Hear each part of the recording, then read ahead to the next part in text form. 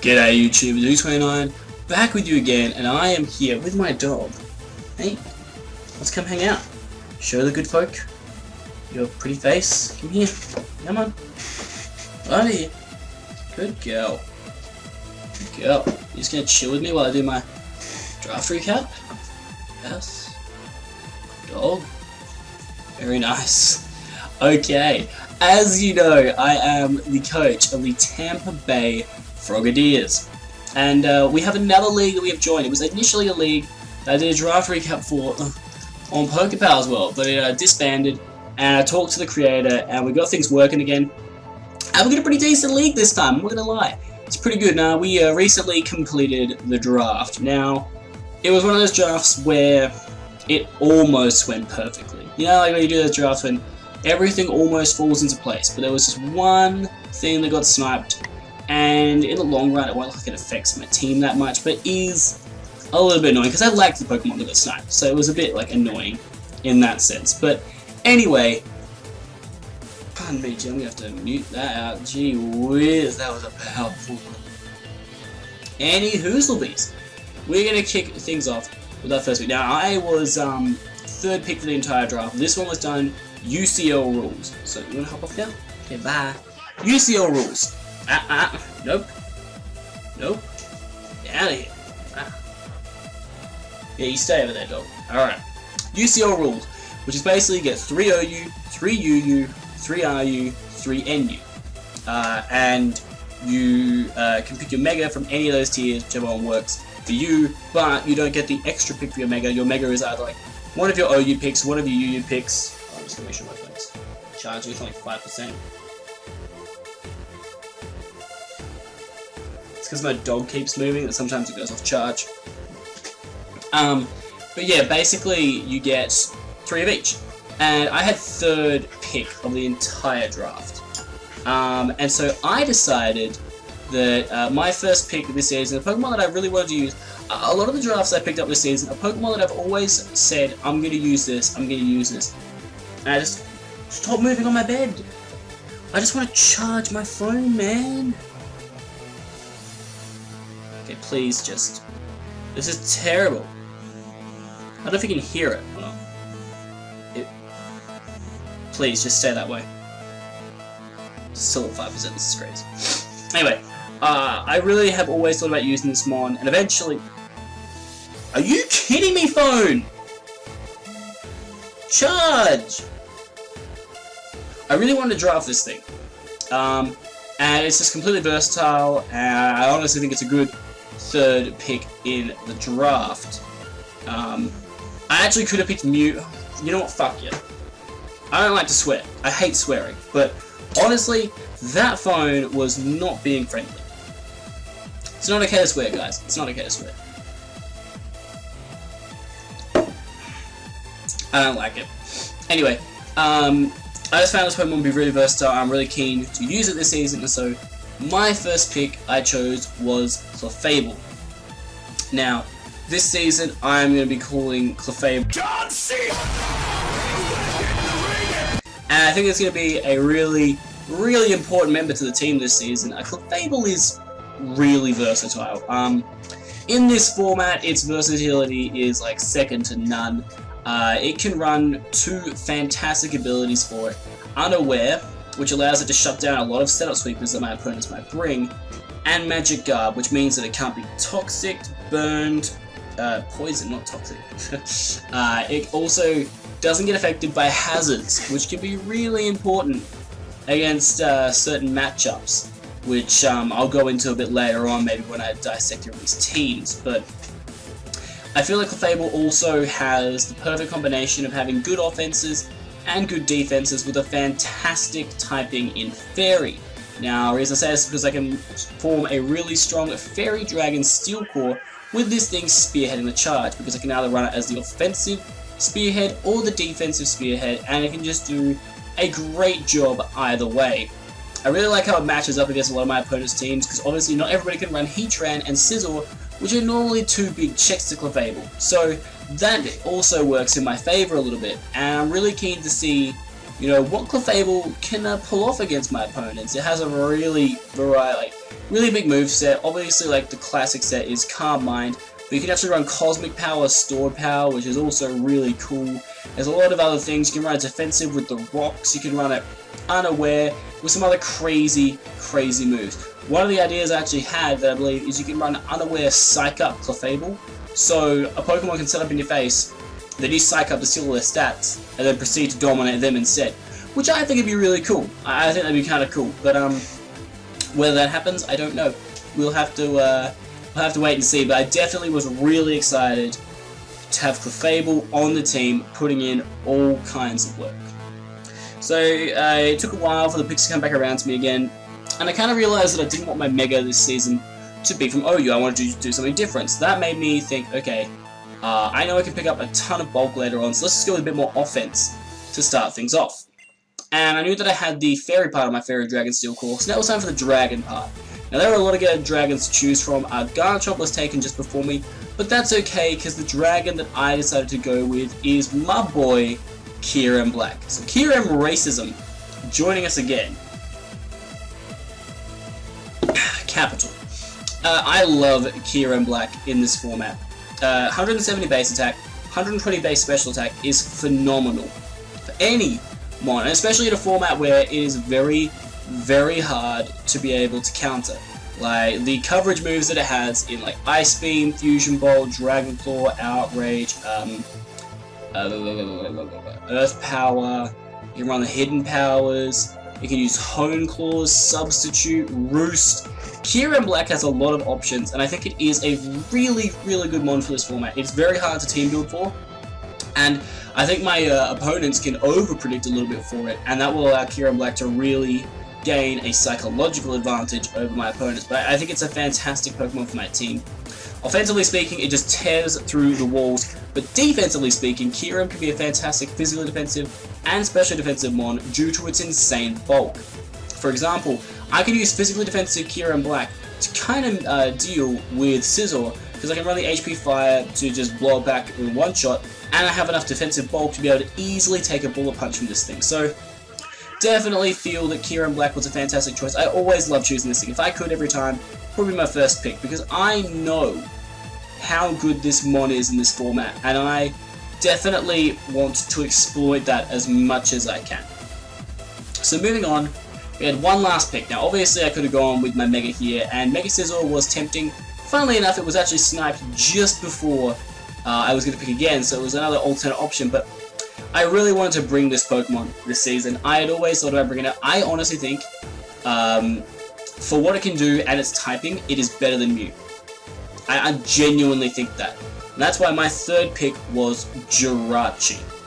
Now, Jirachi might surprise you as a pick for my team, mainly because, you know, you have Mew, you have Manaphy, you have Teeny, they're all great. But the thing that really appealed to me with Jirachi over all of them was its typing and its moveset. They were the two big things that got Jirachi over the line. Jirachi, with all the base 100 stats, obviously, it can be run fantastically well, either physically or specially defensive. It has access to a lot of great boosting moves, such as your Calm Mind, which is probably the big one for me. It can run an offensive set with Body Slam and Iron Head and Elemental Punches, which is fantastic, plus U-Turn. And it can run a special set with Psychic, Flash Cannon, Grass Knot, Icy Wind. It has it all. It even runs Moonblast and Play Rough, so those pesky Dark types aren't going to give you a hard time. But the big kicker for me was that Jirachi is possibly one of the most versatile ones you'll see for its amazing typing as well. The big thing that really appealed to me was the fact that Jirachi can also learn Stealth Rocks and Wish. And it doesn't learn Baton Pass, but it doesn't need to because Jirachi learns U-Turn. And the only way someone can block U-Turn is by protecting. And it means that I can't be taunted like other Baton Passes would be, and I can't be blocked if, say, I was going to go for a Volt Switch by a Ground type or a Volt Absorber. Unless my opponent protects, I can safely get off maybe a slow U-Turn and pass out to a really weak Pokemon and get off 100 HP Wish, which is pretty awesome, I think.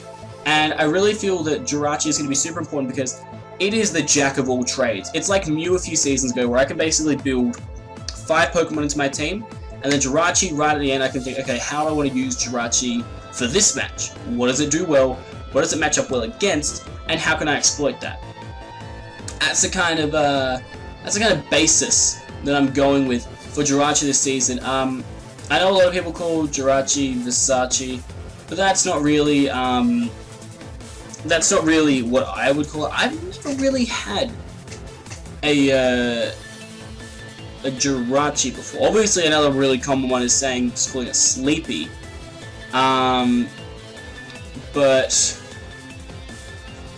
I don't know. I think I'm gonna call it. Man, nickname for Jirachi, it's crazy. Let's see, call it like J-Rod. Is it J-Rod? It's A-Rod, not J-Rod. J-Rod's J. Rodriguez from the Premier League. Nobody knows who that is. I really don't think so.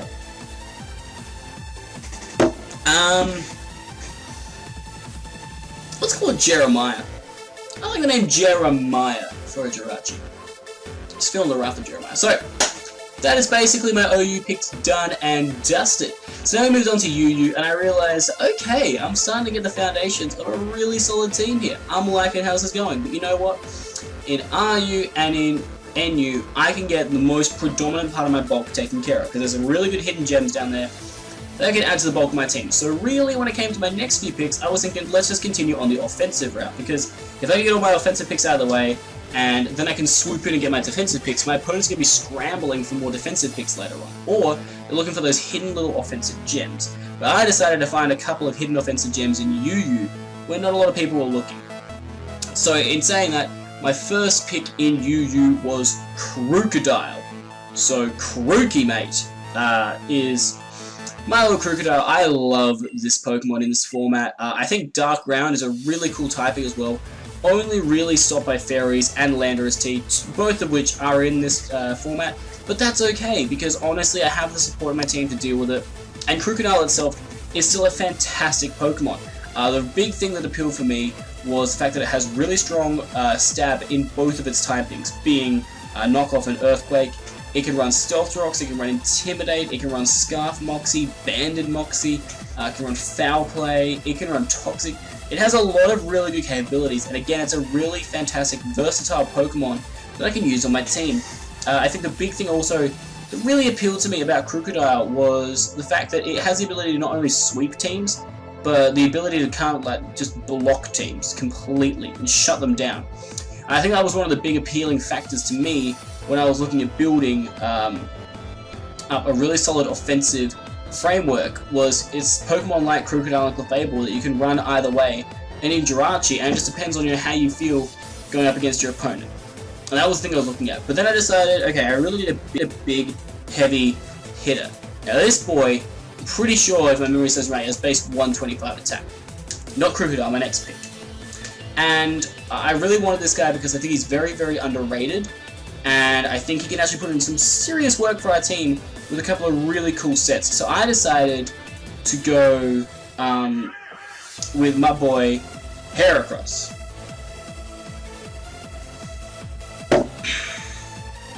I was just trying to think of a nickname for Heracross. Honestly, I know it's Kenny's, but Kabuterion makes sense, so I'll probably just call it Kabuterion. Heracross is a really cool Pokemon for this format. Bug fighting is a really awkward type for your opponent to deal with. Before Fairies were introduced, Heracross is a really, really solid Pokemon. Unfortunately, Fairies now exist, so he's a little bit, he's still in the underused tier, I'm pretty sure. Still trying to find his feet and all. But he boasts a ridiculous 125 base attack. Accompanying that with a base 95 speed, allows him to actually outspeed a lot of my opponent's Pokemon, and he can hit really hard with a lot of great variety. He has Close Combat, Stone Edge, Mega Horn, Earthquake, Facade, and that's the thing. There are two big sets that I feel Heracross is going to run this season. Three, actually. One is Guts Attacker, just blowing through walls. Another is Banded, so I don't have to really worry about Guts, and I can just run Moxie and just steamroll as well. Or Scarf Moxie. Those are the big sets that I see Heracross running this season. Heracross is also going to be a fantastic status absorber. So if my opponent tries to burn me or toxic me, I'm going to send out Heracross to get the Guts boost, and that could consequently set up Heracross to absolutely demolish my opponent's teams. Obviously, Mega Horn is going to do a hell of a lot to most of his teams, and since I'm running Guts, I could be running another really cool item on Heracross, such as maybe Life Orb or something, so that way Close Combat plus Mega Horn is basically decimating everything in Heracross's sight.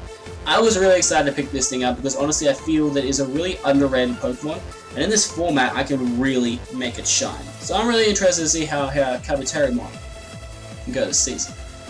Finished by UU, I decided, alright, I got time for maybe 2 more offensive mons in my team, so let's make him count. And so I decided to go with one last one from UU. This is going to be my Mega, and I found that it would probably... It's really unique, it has great versatility, and I couldn't resist getting him. So the Mega for the Tampa Bay Frogadiers this season is Armageddon, my Mega Houndoom. Alright, this guy is crazy. Base 115 speed means I'm speed time with the Lati Twins, and outspeeding generally fast Pokemon that you'd see normally in OU or even in lower tiers. It has a fantastic matchup against a lot of my opponent's teams when you see the recap. And it has some great assets to it. Flash Fire. So if someone tries to Willow me, I just switch in and get a boost. Nice. Solar Power. If the sun is set up, like against that guy who's the Mega Zarb Y team, all my moves get like a huge boost. I lose HP every time, but I get a huge boost. So that's a big tip. Other thing is that I don't have to Mega Evolve straight away or Mega Evolve in a battle per se, and Houndoom can run some really groovy little moves. To be honest, it gets Sucker Punch, Pursuit, obviously the Fire Blast, Dark Pulse, Taunt, Sub, Nasty Plot. It gets the works. And so, I feel that Houndoom is going to be really important for us this season because it's just a really solid wall breaker. Crocodile and Heracross can come in Scarf and Sweep, so can Jirachi. Pardon me. But what Houndoom can do is it can break down your opponent's dedicated walls. There is not a lot of walls in this league that are going to be able to wall Houndoom. Like, one guy is Chansey, one guy is Bussy. Maybe those are exceptions. I haven't actually checked what Houndoom's attack stat is like, so I'll have to wait and see if that's an exception or not, and if Houndoom gets Superpower. But regardless of that, Houndoom's ability to just break through teams is phenomenal, and I think that's going to be super important for us this season in breaking down opponents' cores to allow us to get some really solid sweeps going on. So that rattles off UU and OU. There has probably been like 1 defensive Pokemon out of 6 picked. So you can tell that the next 6 picks are going to be a little bit bulkier, and you would be right.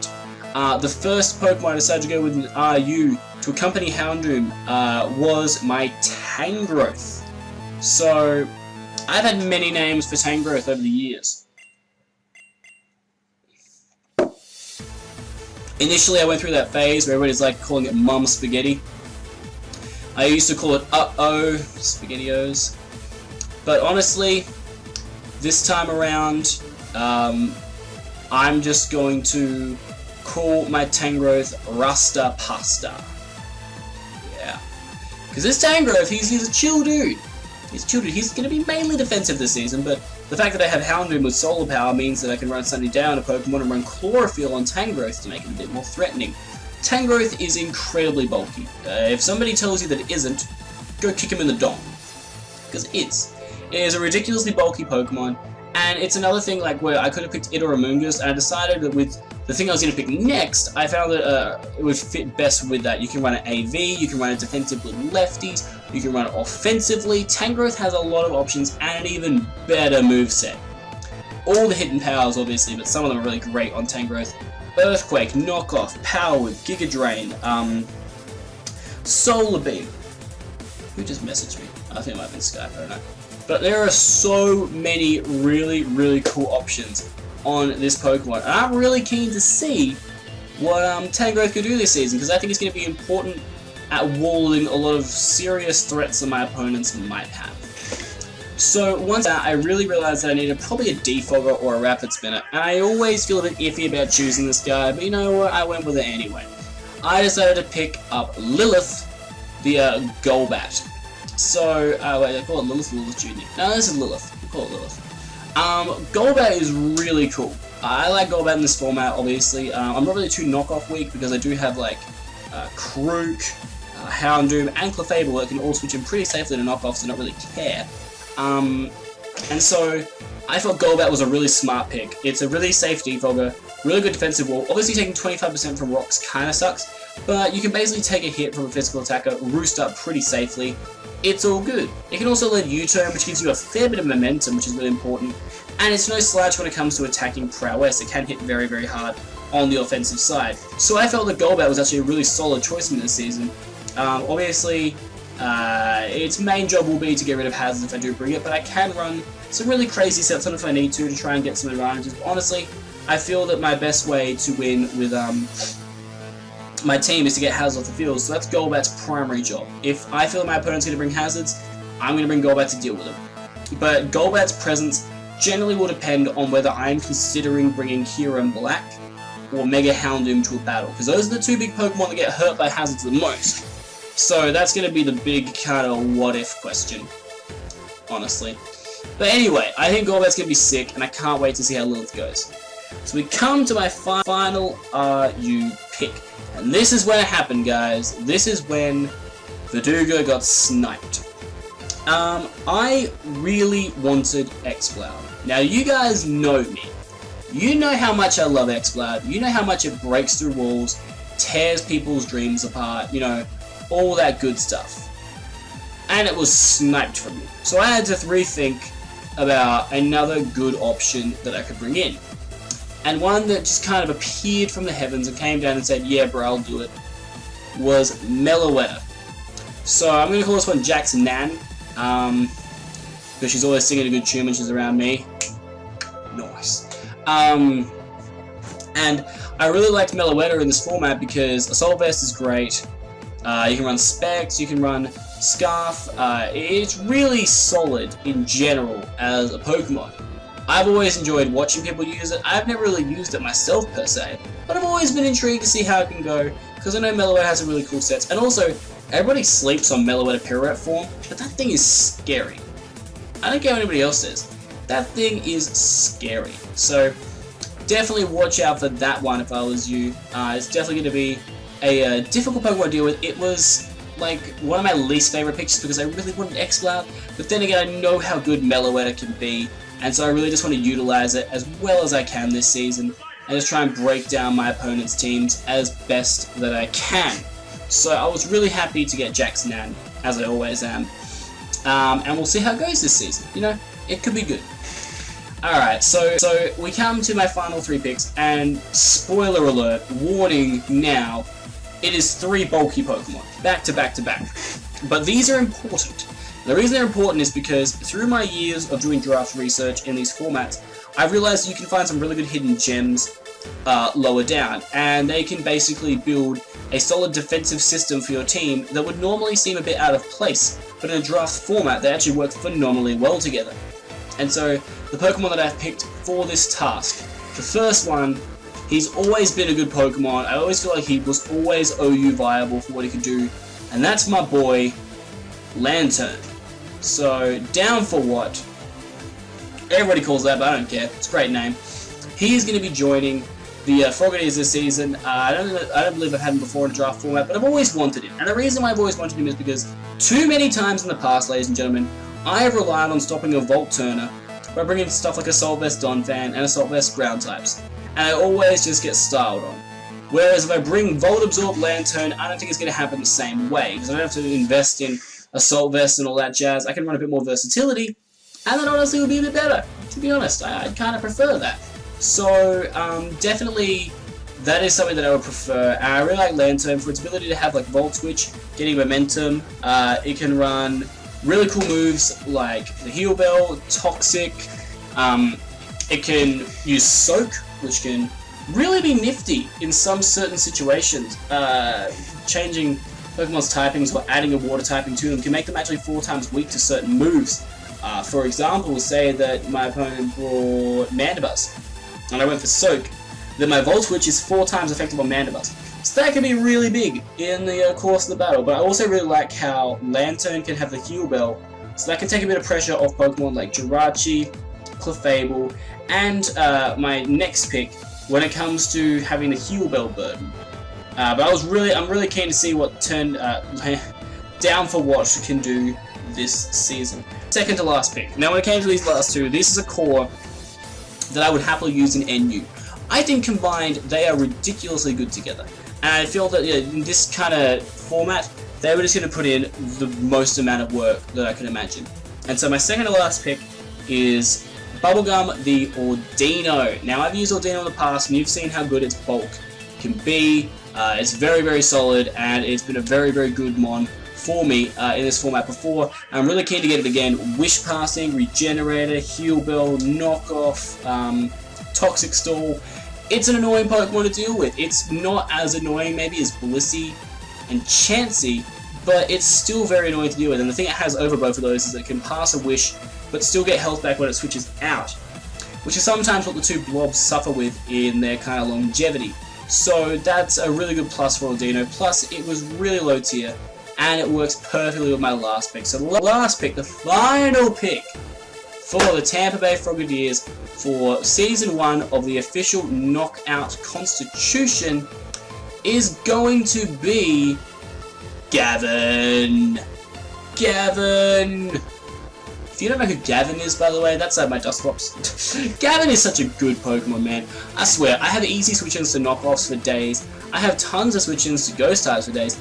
Gavin walls so many of my opponent's Pokemon. Like, if you look at all their teams, Gavin walls like half of the Pokemon in this format. It is so good. I love it, man. I've used Gavin so many times in the past. You can run a specially defensive, physically defensive. It has the bulk with Eviolite. It has really good moves. You got Pain Split, you can run the Rest Talk, you can go with Toxic Stalling people, you got a Nightshade to wear them down over time, you got Hex to kind of punish them for getting status. So many options on Gavin, and I love it, man. Bargain Basement again, pairs near perfectly with Ordino as well, by the way. Only thing that really breaks that call might be Gengar, but apples and oranges, really. There's no Gengar in this league, so real good. And I feel that Gavin is going to be super important to us. He is just another great wall, pairs great with Ordino, also works really well actually with Mega Houndoom, funnily enough. So I'm really keen to see what Gavin can do again this season, as he's a fantastic best pick overall. This draft this season is going to be raunchy. It's going to put in tons of work, I can tell. And I wouldn't be surprised if it or Kieran Black gets most kills this season. My worst pick, I'm probably going to say it's Meloetta or Golbat, just because they're a bit lackluster, but we'll see what happens. My best offensive mon is definitely Kieran Black. That's just going to blow through teams. My best defensive mon, I'm going to say, is Tangrowth, because he'll be able to eat up a ton of hits from me this season.